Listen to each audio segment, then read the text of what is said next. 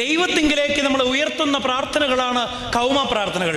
അതിങ്ങനെ ചൊല്ലി ചൊല്ലി ചൊല്ലി വരുമ്പം അതിലെനിക്ക് ഏറ്റവും ഹൃദ്യമായ ഒരു ഭാഗമാണ് ഞങ്ങളുടെ കർത്താവേ നിനക്ക് സ്തുതി, ഞങ്ങളുടെ കർത്താവേ നിനക്ക് സ്തുതി, എന്നേക്കും ഞങ്ങൾക്കുള്ള.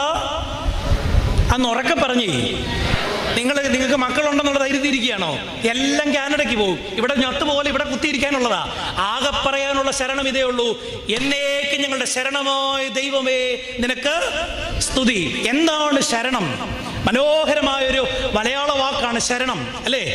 മറ്റൊരു അഭയം എനിക്കില്ലാതെ വണ്ണം ഞാൻ നിന്നിൽ ആശ്രയിച്ചിരിക്കുന്നു എന്നാണ് ആ വാക്കിന്റെ അർത്ഥം. അങ്ങനെയെങ്കിൽ ഒരു വിശ്വാസി ദൈവമുമ്പാകെ അവനുള്ള വിശ്വാസം അരക്കിട്ടുറപ്പിച്ച് പറയുകയാണ്, ഞങ്ങളുടെ കർത്താവേ നിനക്ക് സ്തുതി, ഞങ്ങളുടെ കർത്താവേ നിനക്ക് സ്തുതി, എന്നേക്കും ഞങ്ങൾക്കുള്ള ശരണവുമേ നിനക്ക് സ്തുതി.